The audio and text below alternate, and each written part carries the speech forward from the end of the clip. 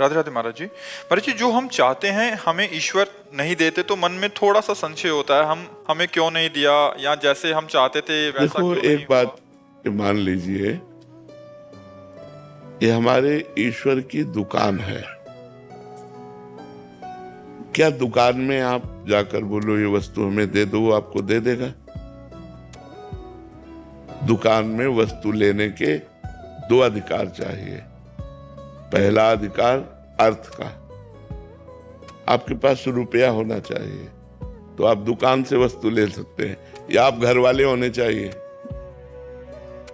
घर वाले होने चाहिए तो घर वाले हैं तो आप गए, बोले भैया वो जरूरत है, जरा हमारे वो सामान देना, तो वो बिना तौल के उतने अपने जितने दे देगा, पैसे से मतलब नहीं। क्यों? क्योंकि घर वाला है। आप दो में से कौन हो? ना आप हरि के घर वाले बने और ना आपके पास तपस्या रूपी धन है, तो आपकी कामना कैसे पूर्ति हो जाए? आप बोलिए, कैसे पूर्ति हो जाए? मेरे ईश्वर की दुकान में है सबका जीवन खाता। अब आप बोलिए कैसे आपकी कामनाएं पूर्ण हो? आप अनुष्ठान कीजिए, आप तपस्या कीजिए, आप भजन कीजिए और मांगिए, देखिए पूर्ण होती है कि नहीं होती। न तपस्या है, न भजन है, न साधना है, और न हरि को अपना मानते हो, तो फिर किस अधिकार से तुम्हें भगवान दे दे? क्यों दे दे तुम्हें? तुम ही प्यारे हो क्या? पूरा जगत उनका बच्चा है, जड़ चैतन्य सब उनका बच्चा है। तुम तो मांगना जानते हो, लेकिन पशु पक्षी कितनी योनियां जो बेचारे मांगना नहीं जानते, वो हरि उनकी पूर्ति करते हैं कि नहीं करते? कौन सा आप देखो, पशु पक्षियों को देखो, कितने स्वस्थ पुष्ट एकदम सुंदर दिखाई देंगे। हरि सबका पोषण करता है, उसका जब चराचर जगत बच्चा है। लेकिन अगर मांग तो मांग दो से ही पूर्ति होती, या तो तुम्हारे पास धन हो या तुम दुकान वाले के घर वाले हो। तो आप हरि को यदि अपना मान करके प्यार करते हो तो मांगना बनता है, या इतनी तपस्या हो, आपके पास अनुष्ठान हो, जप हो, तो जो मांगोगे वो मिल जाएगा। अब दोनों में से एक भी नहीं है। लोगों को मांगना भी नहीं आता। ठाकुर जी के पास जाते हैं, बोलते हैं मैं एक भोग लगाऊंगा, हमारा काम कर दो। ठाकुर जी से मांगना भी नहीं आता। ठाकुर जी को ठाकुर जी मानो यार, प्रभु को प्रभु मानो, और अपना स्वामी मानो, अपना प्रीतम मानो, अपना यार मानो, तो अभी काम बनने लगे। आप क्या सोचते हो? आपके परिवार में कितने लोग हैं? परिवार में कितने लोग हैं? 13 तुझको अर्पण कर दो। क्या लागे मेरा, भी सारी बात बन जाए। वो ऐसे रीझता है।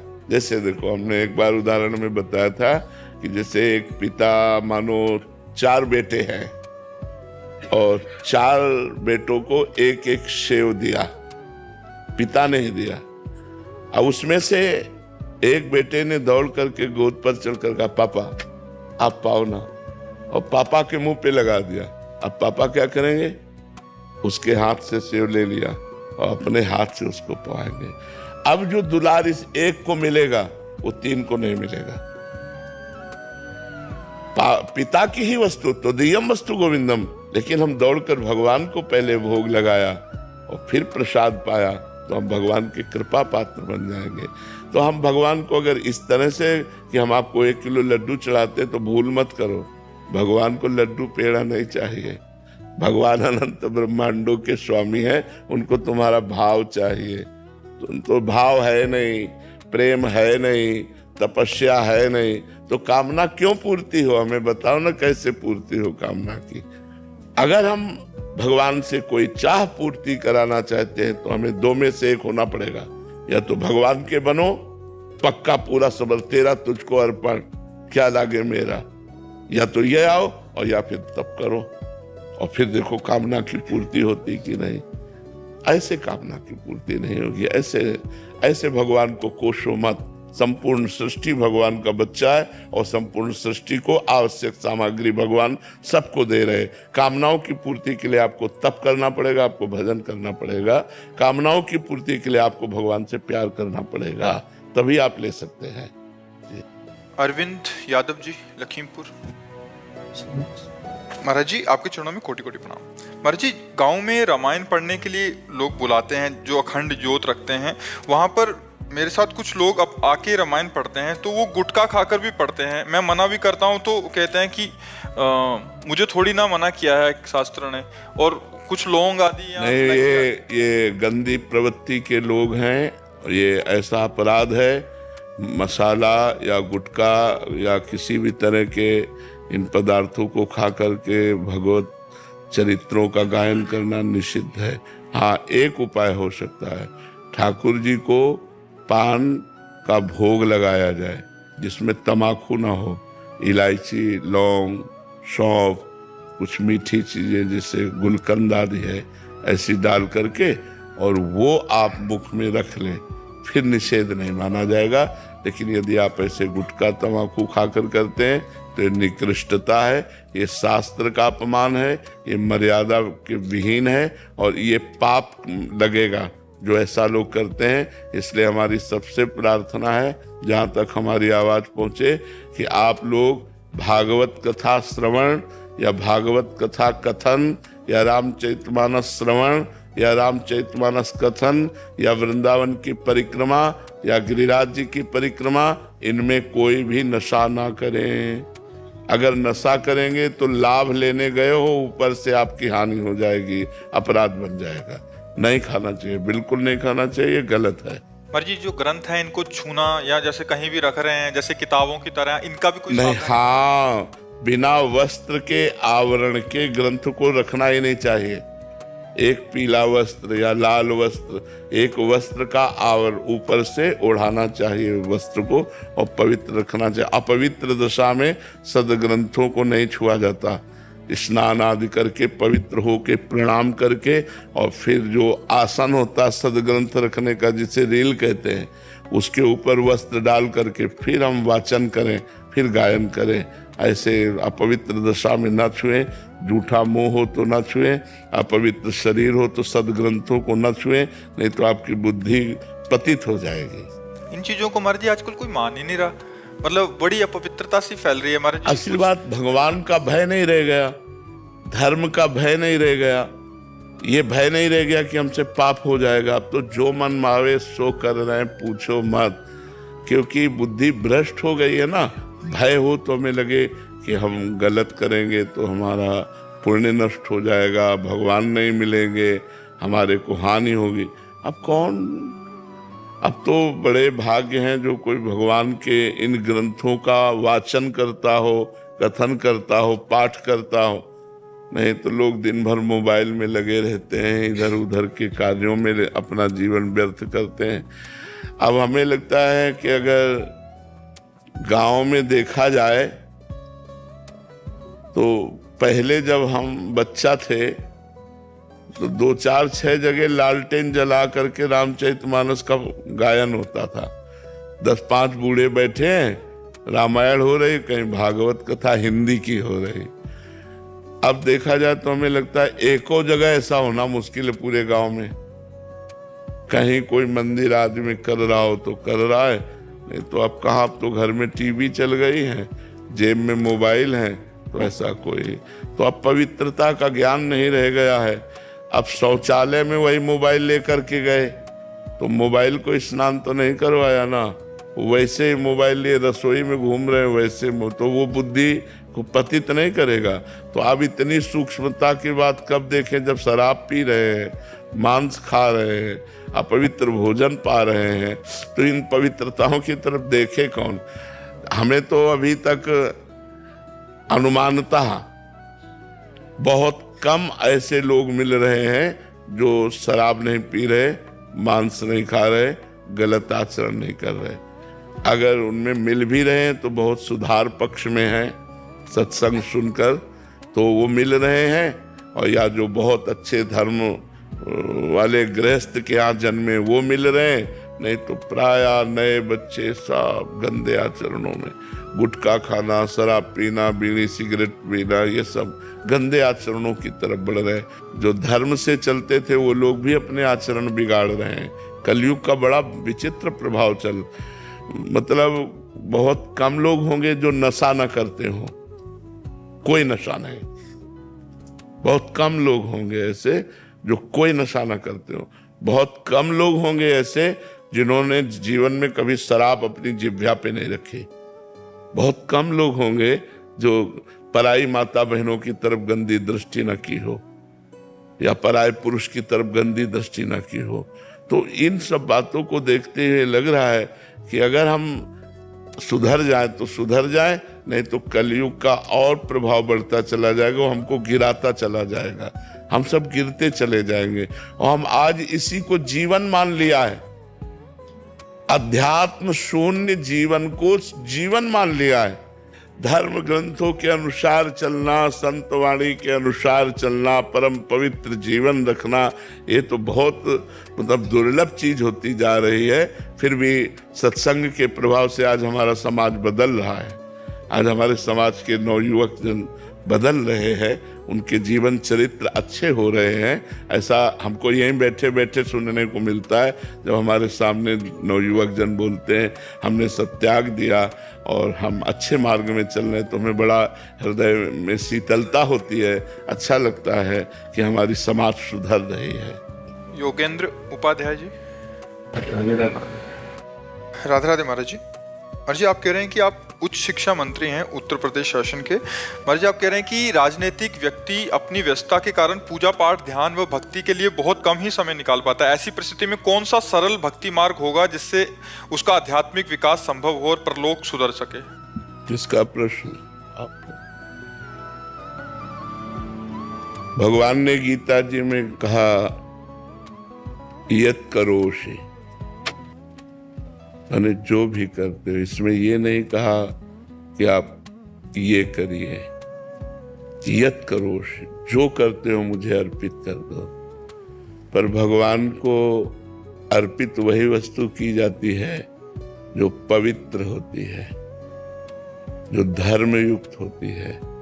जैसे हम भगवान को अपना कर्म अर्पित करना है, तो पहले हमको ये ध्यान रखना है कि हम जिस पद पर हैं, हम अपने पद के अनुसार कर्तव्य कर रहे हैं कि नहीं। पद का दुरुपयोग तो नहीं हो रहा हमारे द्वारा।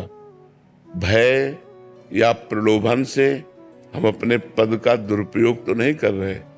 दुरुपयोग करना स्वार्थ की पूर्ति, सदुपयोग करना दूसरों का हित, दूसरों का मंगल, दूसरों के लिए सुख विधान करना। जैसे आप बहुत अच्छे पद पर हैं, तो आप हमारे समाज का बड़ा मंगल कर सकते हैं, हमारे समाज का बड़ा हित कर सकते हैं और करते भी होंगे। तो हम जो कर्म करते हैं, यदि उसे धर्म पूर्वक करें और भगवान को अर्पित कर दें, तो उसे समर्पण का जो भाव हमारे अंदर आएगा वो एकदम संसारिक कर्म है। आप बिल्कुल उसमें ये मत जाइए कि भागवतिक कर्म ही समर्पित किया जाता है। नहीं, भगवान ने कहा यद करोषि, जो आप कर रहे हैं। ये तो सर्वाणि कर्माणि मयि सन्न्यस्य मत्पराः अनन्ये नैव योगेन माम ध्यायन्तु उपासते। भगवान ने कहा ये तू सर्वाणि, न धर्माणि कहा न पुण्यानि कहा। भगवान ने कहा ये तू सर्वाणि। अब सर्वाणि में पाप कर्म नहीं आएंगे, क्योंकि कर्म शब्द तभी सार्थक होता है जब पाप रहित होता है। अगर वो उसमें पाप जुड़ जाता है तो कुकर्म हो जाता है। तो ये तू सर्वाणि कर्माणि, कुकर्म नहीं। अगर वो अधर्म युक्त हो गया तो पापाचरण अशुभ कर्म बन जाता है। तो हमारे द्वारा सावधानी ये रखनी है कि अधर्म न बनने पावे, पापाचरण न बनने पावे, किसी भी तरह का प्रलोभन हमारे माइंड को, हमारी बुद्धि को लुभायमान न कर पावे, हम अपने धर्म से विचलित न रहें। तो वो कर्म जब हम भगवान को समर्पित करते हैं तो भागवत धर्म बन जाता है, वो हमें भगवत प्राप्ति के योग्य बनाने लगता है। और कहीं कर्म करते हुए नाम जप हो, तब तो फिर क्या कहना, फिर तो और विजय प्राप्त हो गई। और हम ये कहते हैं कि हर समय हम कर्मानुष्ठान में ही नहीं रहते, बहुत सा समय हमें ऐसा मिलता है जो हम व्यर्थ में नष्ट कर देते हैं। जैसे हमारे पास 24 घंटा होते हैं तो हम 6 घंटे अधिक से अधिक सोते होंगे या 7 घंटे, क्यों? कम ही सो पाते हैं। कम ही सो पाते हैं कह रहे हैं। हाँ, कम ही सो पाते, बहुत अच्छी बात है। हम तो बिल्कुल आखिरी हद कहते हैं कि 6 घंटे या 7 घंटे बहुत सोने वाला होगा, नहीं तो 5 घंटे 4 घंटे जो जैसी साधना में युक्त है उतना। इसके बाद हमारे पास जो मानो हम 6 घंटे जोड़ लेते हैं, हमारे पास 18 घंटे बटे, 6 को 24, 4 विभाग करते हैं तो 18 घंटे बचे। 6 सोने में चले गए, 18 घंटे में हम 12 घंटे सेवा रख लें, 12 घंटे काम रख लें। ये बहुत बिजी कार्य 12 घंटे, हमें लगता है कोई मुश्किल ही 12 घंटे कार्य करता होगा बराबर अनवरत। नहीं तो थोड़ा काम किया फिर विश्राम, थोड़ा काम किया फिर विश्राम, ऐसे। तो जब हमें विश्राम की स्थिति मिली तब तो नाम जप कर सकते हैं। और हम 12 घंटे अगर लगातार सोच लेते हैं तो 12 और 6 18 घंटे हो गए। 18 घंटे के बाद हम 2 घंटे भोजन में रख लेते हैं, 2-3 टाइम जितना भी आप पाए, 19-20 घंटे हो गए। 20 घंटे के बाद हम 1 घंटा मनोरंजन रख लेते हैं। संसारिक आदमी अगर करना भी चाहे, पेपर पढ़ना है, समाचार देखना है या और भी जो भी करना है। इसके बाद 3 घंटे ऐसे बचते हैं जिनमें आप बिल्कुल भजन कर सकते हैं। आप उन 3 घंटे में बताओ क्या कर सकते हैं? हमने 12 घंटे आपको काम के लिए दिए, 6 घंटे सोने के लिए दिए, 2 घंटे भोजन के लिए दिए, 1 घंटे मनोरंजन के लिए दिए, तो 3 घंटों का प्रयोग आप बताओ कहाँ करोगे? अगर वो 3 घंटे भजन में लगा दिए जाए तो हम एक बहुत अच्छी साधना कर लेंगे, बीच बीच में नाम जप करते हुए। और 3 घंटे जो हमारे 24 घंटे में निकले उनको 3 विभाग में कर देते हैं। हम 1-1 घंटे 24 घंटे में समय निकालकर भजन को देते, केवल भजन को देते, तो हमारे मनुष्य जीवन की जो सार्थकता है वो ठीक हो जाएगी। साधन धाम मोक्ष कर द्वारा जो हमारा मनुष्य जन्म साधना के लिए मिला है, मोक्ष के लिए मिला है, उसकी पूर्ति हो जाएगी। अब आप या कोई व्यापारी या कोई किसान या किसी भी डिपार्टमेंट का, तो 3 घंटे सबके पास बच सकते हैं। अगर हम 3 घंटे भजन में लगा दें तो हमारा जीवन सार्थक हो जाए। तो हमें चाहिए कि नाम जप करते हुए हमें कर्म करना चाहिए। तो आपका कर्म ही आपकी पूजा है। बस उसमें सावधानी इतनी कि अधर्म ना होने पावे, क्योंकि अधर्म हो गया तो फिर वो पूजा नहीं, वो पाप है। और अगर अधर्म नहीं हुआ और वो कर्म हम भगवान को समर्पित कर दिए तो वो पूजा ही हो जाएगी। जैसे गला काटना कभी पूजा नहीं होता, लेकिन अर्जुन जी को भगवान आदेश करते इनका गला काटिए। माम स्मर युद्ध च, उठ खड़े हो, मेरा स्मरण करो। तो वो कर्म कितना भी भयावना क्यों ना हो, यदि वो धर्म पूर्वक है और भगवत समर्पित कर दिया जाए और नाम जप किया जाए तो उसी कर्म से हमें भगवत प्राप्ति हो जाएगी।